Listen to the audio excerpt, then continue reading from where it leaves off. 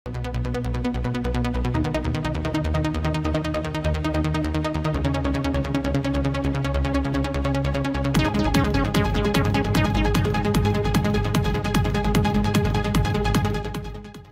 internet econews.sn nuyu nañ leen bu baax a baax di leen jaajëfal te di leen dalal jàmm seen émission focus tey nag ñoo ngi fii ci garage Tëngéej bi fas yéene leen demal foofu ca marché Diaobé gis ngeen gaa yaa ngi noonu di aj bagage yi gis ngeen client yi.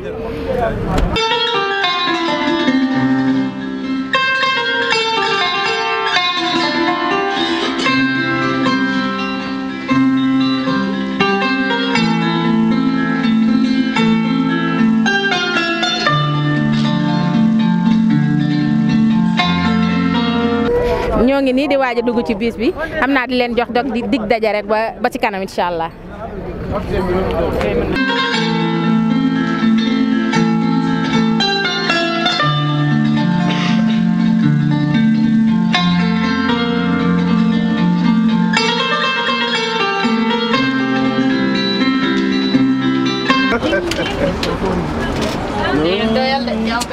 Diaobé de moom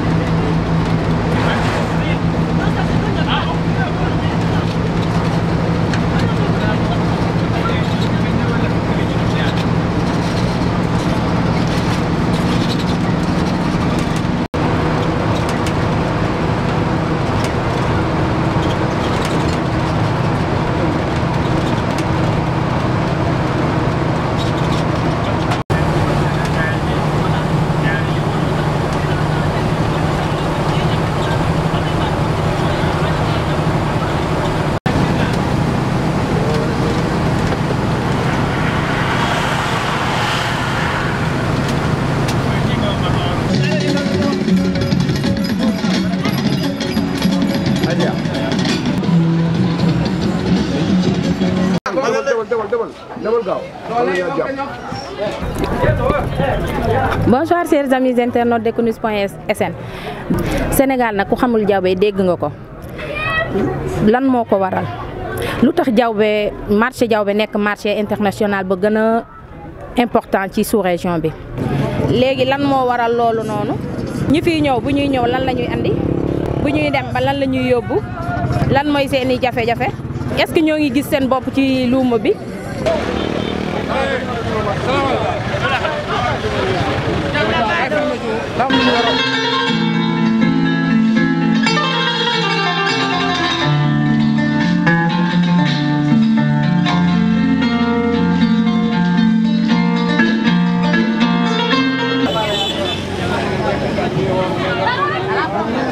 Fata ak beurre loolu ngay andi. waaw léegi nag boo fiy jóge looy yóbbaale. du ma yóbbaal dara dama yóbbu sama xaalis rek ma ñibbi. ah yow da ngaa ñëw jaay si rek. waaw dama koy dugal ci banque yi ma ñibbi. ah d'accord su ma demee jël ko. d'accord maa yaa ngi gis sa bopp ci luuma bi. waaw. ah lan moo fi seen i jafe-jafe. ah xanaa jën wu xam ne boo ko jaayee du am dara rek. lu tax doo ci am dara. ah njaay bi moo neexul fii rek. salaam soxna si. gannaaw bëgg a présenté ba pare mën nga ñëw fi nga jóge. waaw ñoo ngi jógee ba diwaanu Casamance rek. ah Casamance nga jóge. waaw yow booy ñëw lan ngay andi ci luuma bi. ah bu ñuy ñëw rek géej rek la ñuy indi koŋ rek. waaw koŋ lañ ñu xamee. d'accord waaw léegi booy ñibbi nag looy yóbbaale. ah bu ñuy ñibbi moom xam nga rek. li ñu yóbbaale mooy looy jënd pour yóbbaale ko jigéen. non duñ yóbbaale dara nag moom. ah doo yóbbaale dara. waaw yow da ngay andi di jaay rek. waaw dañuy indi di jaay rek. waaw waaw. léegi lan mooy mbaa yaa ngi yéen a ngi gis seen bopp ci jaay mi. waaw ñoo ngi gis suñu bopp bu baax. waaw yenn saay mu neex yenn saay mu naqari waaw xam nga rek liggéey moom noonu la. waaw ñoo ngi ciy gis suñu bopp bu baax a baax. léegi lan mooy seen jafe-jafe fii nii ci luuma bi. waaw suñu jafe-jafe moom mooy problème mu marché rek waaw loolu la ñu am. waaw problème marché mooy c'est-à-dire. maanaam xat rek marché bu xat rek boo xamante ni doo am sa bagage boo ko teg waaw da nga bëgg ni nga war a utiliser woo doo ko utiliser waaw loolu la rek. man maa ngi dëkk côté Kaffrine dëkk bi ñuy wax ñeen mais fii laay liggéeyee. foofu da nga fay jóge chaque mercredi di ñëw wala fii nga nekk yow fii nga basé wu. non non damay fee laay jógee jëlee jën bi jooke. benn île bi ñuy wax jooke fii. fëtt koŋ ak jën bu sew saar yooyu lay indi quoi ak ay sompat cakam nu mu tuddati ay ileeru géej waaw man yooyu moom laay indi. léegi boo ñëwee andi loolu noonu boo ko jaayee ba pare booy ñibbi lan ngay yóbbaale dëgg. non man bu maa ñibbi du ma yóbbaale dara. ah doo jënd dara. mbaa njaay mi neex na. waaw sant yàlla rek. yéen a ngi ciy gis seen bopp bu baax. waaw parce que wax dëgg yàlla ñu ngi si fortaal daal Sénégal moom xam nga liggéeyu fortaal la. waaw. léegi lan moo doon seen i jafe-jafe fii ci marché bi. suñ jafe-jafe si marché bi mooy marché bu xat rek fii parce que ñun bëggoon neen ñuy daggal ñi benn place boo xamante ni daañu fa mën di jaay mais ba léegi mënuñu am loolu. ba léegi mënuñu am loolu. def ngeen démarche yi def neen demande mairie biir dem neen si maire biir gis nañ nag moom mais ba léegi loolu def ñett. waaw parce que da ngay am sa bagage indi ko fii doo am foo ko wàcc yenn saa yi sa territoire ba fee nga koy bàyyi gendarme yi ñëw jàpp la alamaan la fee dañ laa jàpp colis bu nekk ñu la fay laaj ay 2000 ay 2500 xam nga loolu dafa métti. léegi foo jóge. Diaobé fii laa dëkk. ah fii nga dëkk. waaw Kolda laa jógee ñëw Diaobé. yow booy jógee Kolda lan ngay andi fii. lan laa fi indi. waaw comme marchandise. non Kolda laa jógee ñëw toog Diaobé. lii waa Bissau ñoo koy indi fii ñu koy jël seen loxo ñu di koy jaayaat. waaw. ah yow da nga koy jënd ci waa Bissau gi ne. waaw di ko jaayaat waaw. ah d'accord. waaw. jaay mi mbaa kiiwul jafewul. non jafewul noonu de waaw. loo jënd rek mën nga ko jaay ci bés bi. am na yenn saa yi duma ko mën a jaay lépp de. parce que bu baree moom duma ko mën a jaay lépp. day des waaw. léegi nag yow boo fiy jógee di ñibbi Kolda lan ngay yóbbaale. Kolda moom duma fa ñibbi de fii laa toog Diaobé fii waaw Diaobé fii laa toog léegi. waaw jaay mi nag noo ko gisee mbaa yaa ngi ciy gis sa bopp bu baax. waaw maa ngi ciy gis sama bopp moom. waaw. yaa ngi sant yàlla daal. waaw sant yàlla.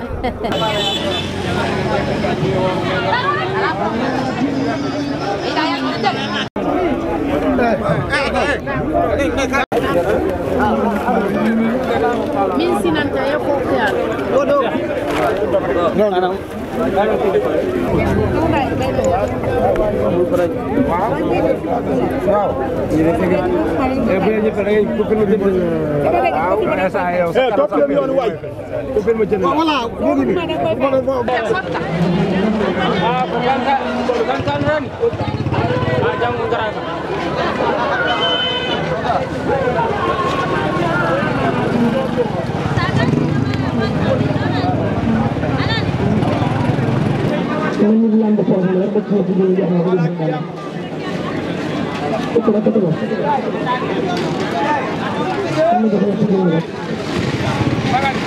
salaam rahmatullah.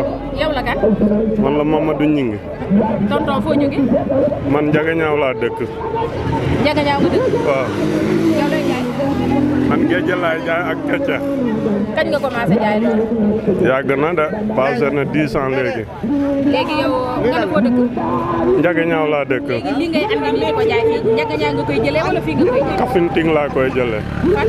Kafountine. ah Kafountine. waaw da ngay jóge fële dem ba Kafountine. damay jóge fii dem Kafountine jënd bagage ñëw indi fii jaay bu luuma bi jeexee jeudi ma dugaat oto dem Kafountine. kon yow Diaobé fii nga toog. Diaobé Kafountine. ah Diaobé Kafountine. damay def 4 jours Kafountine def 3 jours Diaobé. d'accord yow loo ñu mën a wax ci géej gi.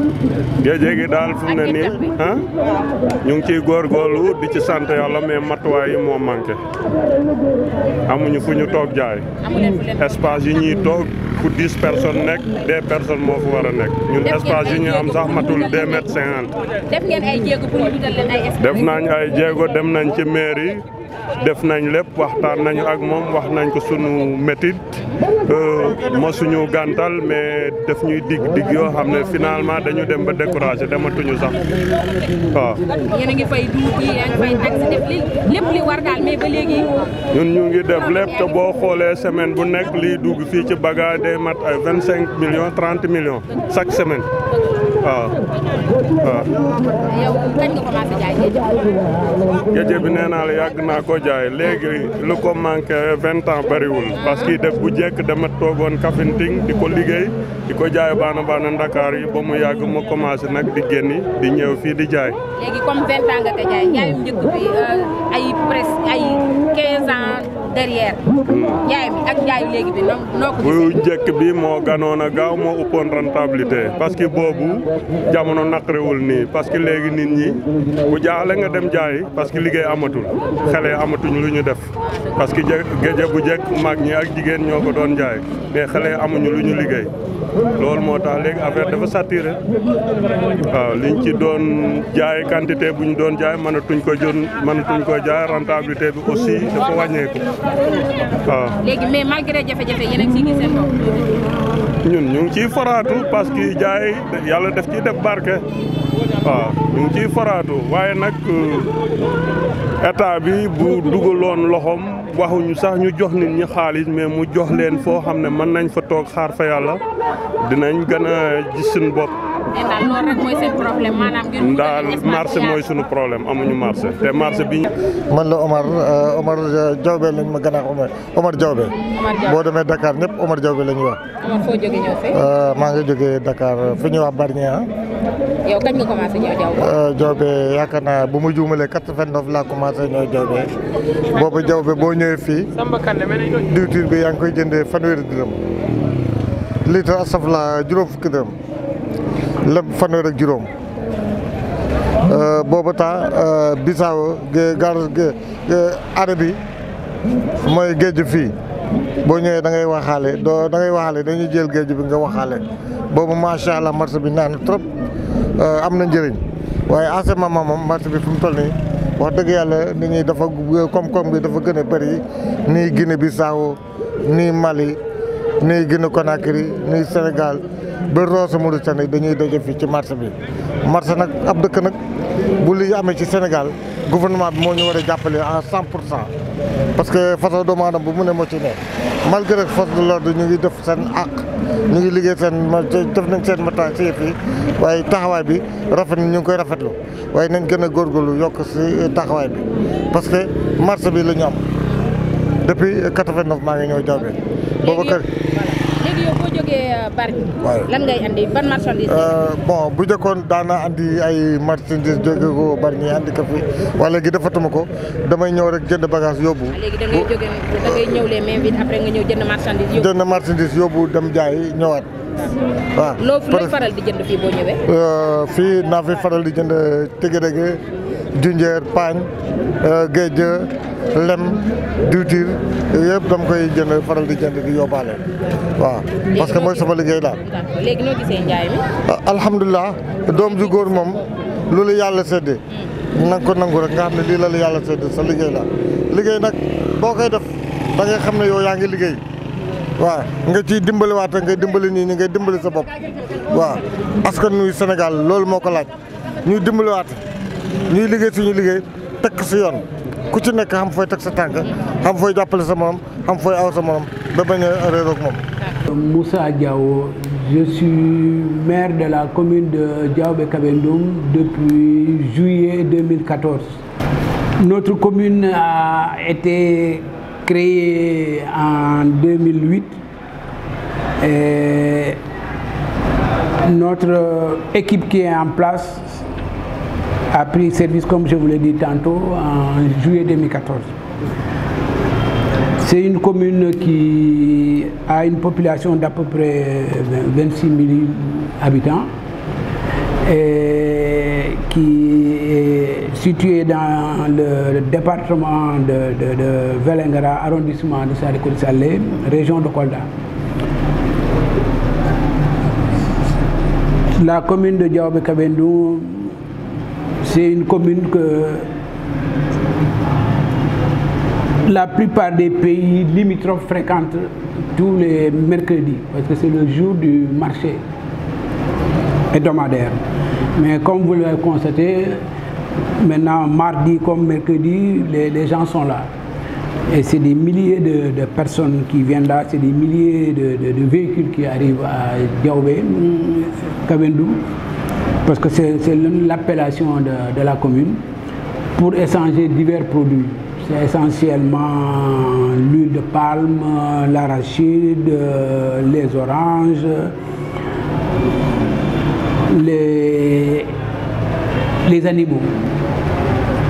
Donc les pays qui viennent là, c'est presque tous les pays de la CEDEAO, mais essentiellement les deux Guinées, le Mali, la Mauritanie, la Gambie et également d'autres pays qui sont un peu plus éloignés comme la Sierra Leone, le Ghana, la Côte d'Ivoire. Tous ces gens-là ont des gens qui viennent ici par semaine pour acheter ou vendre des produits.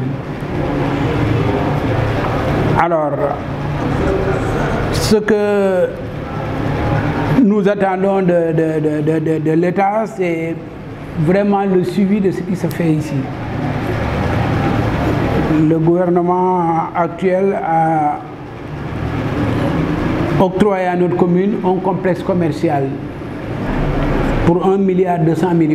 Et ce complexe commercial est en construction. Il devait être achevé depuis, mais pour diverses raisons, ce n'est pas terminé. Présentement, on a déjà 200 cantines, 8 grands hangars. Il nous reste le bloc administratif, l'auberge ainsi que l'aménagement du site. Alors, ça va permettre aux gens de décongestionner un peu le centre-ville. Parce que comme vous le constatez, le jour du marché, c'est presque impossible de circuler dans la ville. Et il nous faut des routes qui vont peut-être contourner un peu le centre-ville. Mais il faut aussi l'électrification de la commune.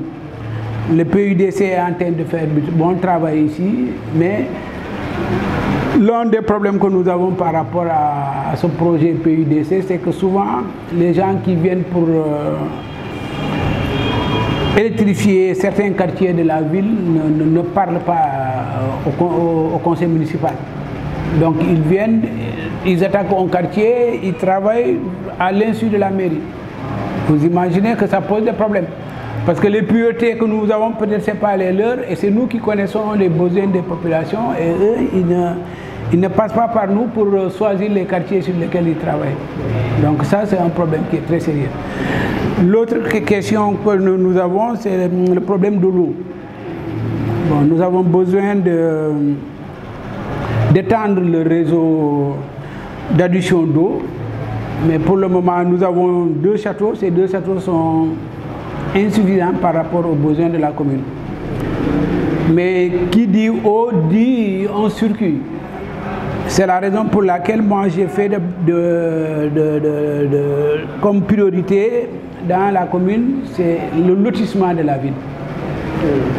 Parce que si la ville n'est pas lotie, comme tout le monde veut avoir sa maison à Diaobé, ça va poser des problèmes. Donc nous avons fait de ça une priorité. Présentement, on a 3 grandes zones dont on a pratiquement terminé le lotissement. On s'apprête à régulariser la situation par la signature de l'arrêté du ministre de l'Urbanisme. Donc ça, quand ce sera fait, ça va nous permettre d'avoir une vision plus claire. Mais l'État aussi a fait un autre acte qui est important et qu'il faut souligner, c'est qu'on a mis en place ce qu'on appelle le PDU à Diaobé. C'est le plan d'urbanisme de Diaobé.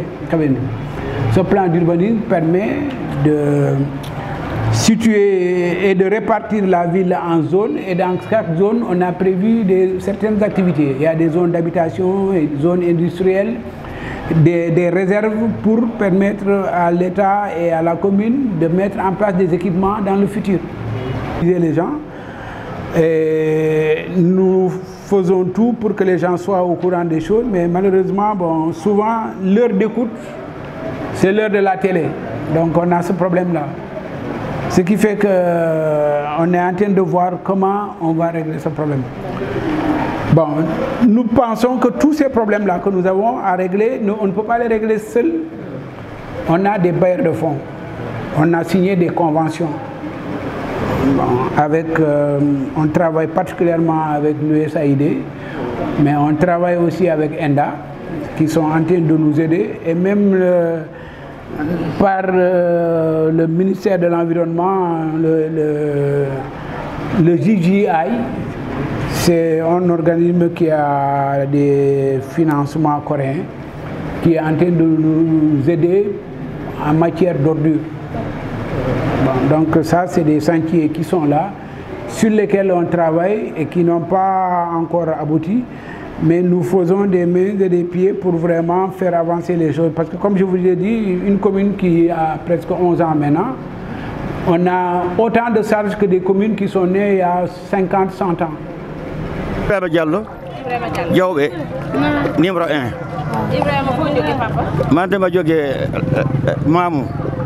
Maamu ngay jógee. Maamu laa jógee ma fii ma dëkk Koungheul suma papa Koungheul la dëkk suma yaay Koungheul la dëkk man itam foofu la dëkk suma papa la ma indi fii ak Koungheul dama nekk xale ba 2 ans ma ñëw foofu ñu nekk foofu juróom li ma juddoo ak léegi nekk na juróom-ñaari fukki at ak juróom-ñaar waaye suma papa suma yaay yëpp Koungheul lañ ko suulee man sénégalais la waaye suma nette tiir nekk Guinée lañ jógee dama dégg nañu wax Mamoun lañ jógee ñu ñëw fii li ñu ñëw fii nag ma jógee Koungheul ma ñëw fii damay jaay li ma jaay fii nag macha allah lan ngay jaay. fii laa jaay dama jaay fii diwtir fi mu ne nii alhamdulilah am naa fi njaboot am naa fi lépp suma intérêt fii la ne ma am fi jàmm ma nekk fa. léegi diwtir bi ngay jaay foo koy jëlee. suma mbokk ma ko jëlee ko Sarlion yeneen jëlee ko Guinée indi fii jox ñu jaay ñu tan ñu am lu ñu mën a am foofu ñu delloo ko lu mu moom loolu la ñu amee ci loolu. léegi boo jaayee diwtir bi booy ñibbi fan da ngay ñibbi après wala fi ngay toog. man fii laa dëkk fii laa dëkk. ah d'accord waaw suma kër mu ngi fii. ah d'accord maanaam suma njaboot yëpp suma jabar kii suma jabar la. macha allah mooy jur ñii waaw. man itam man mii alhamdulilah dama sant yàlla. kañ nga commencé jaay diwtir. dama commencé jaay moom yàgg na moom. am na fii de 20 ans maa ngi jaay fii. jaay bu njëkk bi ak bu léegi bi noo ko gisee. léegi moo gën a tane.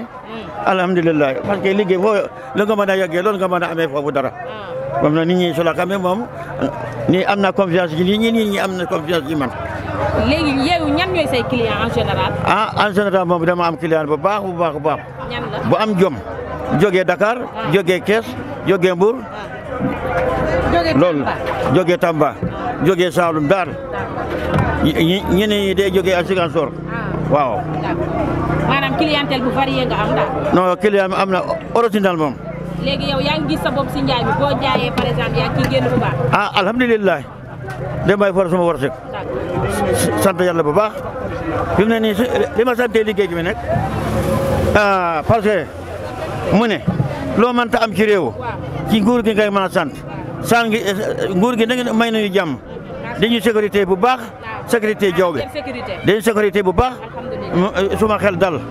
lu ma mën a liggéey moom alhamdulilah. waaw léegi ñu ne tiir bi tamit dafa am bu faux ak bu vrai. non loolu moom ci waxit la waaye yeneen yi day jënd tiir waaye yoo xamut tiir waaye tiir bi moom macha allah waaye yeneen ko xamut tiir nag de bu koy yàq tiir gi fekkee dara amu ca parce que da nga am lu wax am na raak am na leneen foo la nit ñi day wax lu ko neex. léegi lan ngeen di yan jafe-jafe ngeen di jànkuwanteel bu ngeen di ñu andi tiir bi. jafe-jafe moom. ñu gisuñu benn jafe-jafe. parce que sécurité ma daal li nekk bi dañuy dimbali bu baax dañuy masala ci nit ñi bu baax liggéey bu baax amul benn jafe-jafe man de moom. depuis 2003 ba léegi maa ngi ñëw Diawbe. Diawbe dafa metti yoon bi dafa metti bëgg lu ñu teral suñuy njaboot.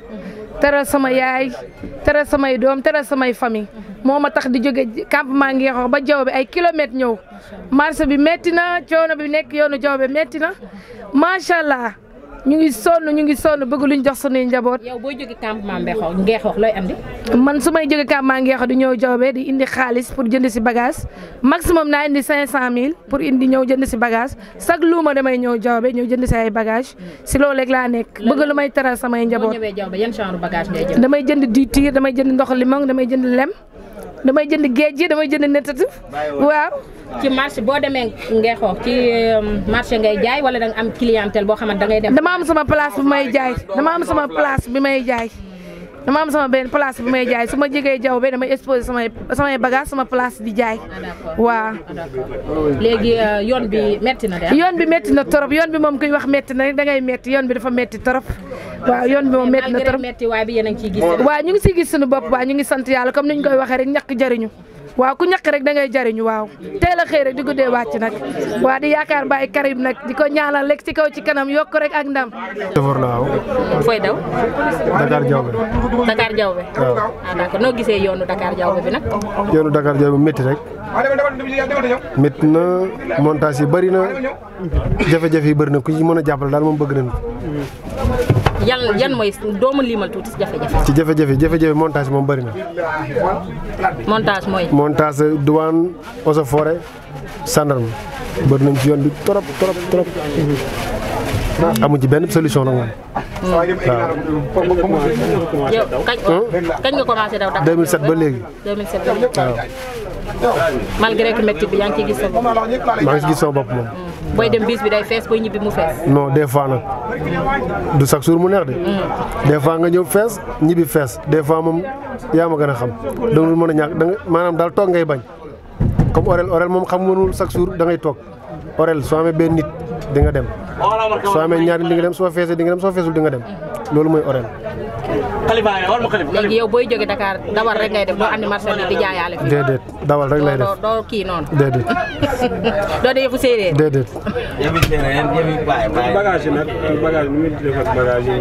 waaw li ngay fayloo client yi ci bagage yi mbaa du cher. non li ñuy fayloo client ci bagage moom daanaka fere pour li ñuy fayloo client fere lay doon ci yoon bi client lu ñu fay ci bagage dañ koy fere ba mu jeex. loolu. maanaam kon da nga dem ba Dakar sa économie du wàññeeku. déedéet du wàññeeku bu yokkul sax wàññeeku moom du ko def waaw. kon yéen a ngi ciy gis seen bopp. waaw ñu ngi sant yàlla bu baax moom. d'accord parce que looy def lu ne boo ci gisee sa bopp moom waxal na gis-gis sa bopp moom ñu ngi ci gis suñ bopp moom.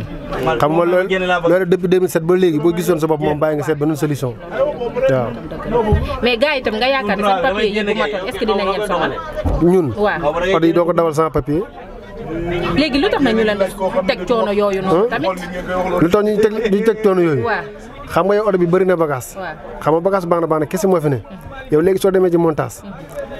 yow yaa ànd nga ay booy xam nga di nga leen yërëm ci tàngoor beeg sonn bi léegi ñu ne la bagage yi day wàcc yëpp ñu contrôlé ko xam nga loolu doo ko mën. des fois il faut nga am noo def rek mën a dem. ngir avancer ñi ne ci oto bi. loolu moo tax. je comprends. waaw. sëñ bi tur beeg sant bi. Modou Lo. Modou Lo waaw. yow lan nga doon dugg si. man apprenti laaj. waaw. yàgg naa ci de. waaw. léegi yow loo ñu mën a wax ci métier apprenti. ah comme d'habitude rek di maam di xool suñu jaar gi ci tànk yi mu teg rek ci lim nu yare yar ak teggin fulla ak fayda ak respecté client yi ñu ànd ñu dox ci loolu rek waaw ci loolu rek. léegi lan ngeen yan jafe-jafe ngeen di am ak client yi ak bagage yi ak oto yi ak nu mu waxee noonu gars yi ci tali bi. waaw xam nga jafe-jafe moom mooy lenn client tegee la loo xamante ni dina dis sa kaw wala soit ki ngay yóbbu bagage mu am erreur sa diggante client bi parce que nit yaakaar bu ngeen yàggee ay at day mel ni sa mbokk te ñun moom yàlla dogal na ñun oto bi ñu yor moom ñu ne client yi benn lan waaw jafe-jafe yooyu daal moo ko defee loolu lay am ci bi ci des tamit parce que eaux et forêts yeeg douane yeeg gendarmerie daal xaw na noo kii daal waaw. yéen da ngeen am ay client yu fixe wala da ngeen di ñëw fii nii ku nekk nga yéeg wala da ngeen am seen client fixe. non am nañ client fixe. waaw bu ngeen di jóge Dakar ak bu ngeen. aller retour si yoo xam chaque semaine dañuy ñëw fixe ñoo ëpp sax jota bi waaw. mais fi nu muy demee fi garage bi. garage moom métti na moom parce que amuñu kër président de garage bu ñu ci mënee dimbali moo gën amuñu kër gu sa gu emprunté yi toog ci biir oto yi toog surtout tàngaay wii salte tamit salte na fu ñu moom jaay ko dara fu ne la leen tuur ndox loolu tam bu ñu ci mënee dimbali tamit ñu jël parce que ñun ci oto yi dañuy fanaan fii mooy suñu néeg te yooyu dañuy bëgg a rey daf ñuy sonal bu ñu chef de garage mënee dimbali daal moom ñu jël salte na amuñu kër gun toog parce que fi ñu toll nii fu ne la client yi bokkatu da nga ñëw client sax am fu ne la client yi bokkatu di toog ci biir oto bi moom day tàng parce que weñ moom ñëpp xam ne weñ day tàng waaw loolu daal bu ñu ci mënee dimbali moom nekk na loo xam ne dina nekk dina gën a trop loolu daal mooy sunu loo xam ne moom métti nañu ci garage bi waaw loolu rek moo métti ci garage bi daal loolu kese. Ramatoulaye Sané laa tudd. Ramatoulaye Sané. waaw Ramatoulaye foo jógee. man Sénégal laa dëkk. waaye dama Sénégal laa. man Diaobé fii laa dëkk. ah Diaobé fii nga dëkk. waaw léegi yow limon bi ngay jaay foo koy jëlee. man limon bi may jaay Bissau laa koy jëlee. yow yaay demal sa bopp wala ñoom ñoo koy andi après nga jëndaat ko ci ñoom. non man damay demal sama bopp bu ñu indee fii tam damay jëndaat encore su fekkee mënuma dem damay jënd seen loxo subaay nag léeg-léeg lu gën a bari damay demal sama bopp waaye ñun limon bu ñuy indi macha allah dañ koy jaay comme niñ ko war a jaayee ndax fu mu nekk nii mun ngaa indi limon di ko jaay jigéen yi nga jaay leen limon original 800 ndax doo mun a dem Bissau jëndee limon litre 500 nga ñëw di ko jaayee fii 500 gars yi duñ ko nang jënde bu ko defee nag bu ñu demee ñu naan limon Diaobé baaxul fekke na du si ñun si ñoom la yaa ngi dégg bu ko defee yow tam nag si diggante boobu mën ngaa jël sa limon di ko rax di leen ko jaayee 400 yaa ngi dégg ndax léegi yow soo jëndee téeméer Bissau nga ñëw jaay fii 800 borom ne la loolu daa seer te diwtir Bissau fu mu nekk nii ñoom ñu ngi jëndee fee 1000 francs fay paas de kii dafa eaux et forêt ñëw jaay fii 1200 fu mu nekk nii litre Bissau boo ko jaayee fii 1200 nit ñi dañ lay wax daa seer te boo seetee yëngu-yëngu bi ndax nit lu mu tàmm moom macha allah du ko mun a bàyyi ndax munoo toog nga yore sa xaalis du yàqu fekkee kii nu mu tuddati yaa ngi dencee xam nga xaalis mi munu koo denc ndax yaa ngi yore ay njaboot xaalis bi bu tëddee rek da ngay jël xaalis bi nga lekk ko loolu moo tax ñuy def yëngu-yëngu bi waaye yoon bi tam bëgg nañu ñun tam vraiment su fekkee président bi moo leen yónni nañu jàppale si mbirum yoon bi ndax dañ ciy sonn bu baax. am nañu jafe-jafe ci yoon bi. jafe-jafe yi nan la yan maanaam léegi boo demee fee ay fay eaux et forêt fee ay douane fale gendarmerie fale yooyu yëpp ay jafe-jafe la waaw ñu ngi ñaan daal président bi mu jàppale ñu si affaire boobu daal. diw kii bi ndoxu limon bi Bissau lay jóge yaa koy jëli wala dañ koy andi man damay yónni xaalis yi jëndal ma foofu ñu indi ko ma jaayaat fii waaw yow piir bi ngay jaay wala deuxième mai piir bi am na deuxième bi am na piir bi am na deuxième am na waaw piir bi ñaata lay jar piir bi litre bi 800 di ñu rax boobu dañuy jaay 500 ba 400 léegi gars yi bu ñu ñëwee dañ leen di proposer bii mooy piir bii mooy bu. waaw ñoom xam na moom ñoom yàgg na jënd kay ñoom xam ñoom kay dañuy xam bii dañuy xam bii mooy piir bii nekkul piir waaw du benn piir moom piir soo ko jaayee du nangu jëndi waaye ko baana dañuy dëgër loxo suñu waxee Dakar dafa sori Bissau moo gën a sori Dakar waaye ko soo duggee si àll Bissau yi da ngay dem jëndi litre limon 500 nga fay borom sareet nga fay paas benn bidon 1500 léegi yow soo ko indee jaay ko 500 nag looy am ah da nga am jaboot. léegi lan mooy seen jafe-jafe ci jaay. ñun kay suñu jafe-jafe bi xanaa kii bi rek paas yi rek ak eaux et forêt yi sama yaay lu mu wax rek loolu la.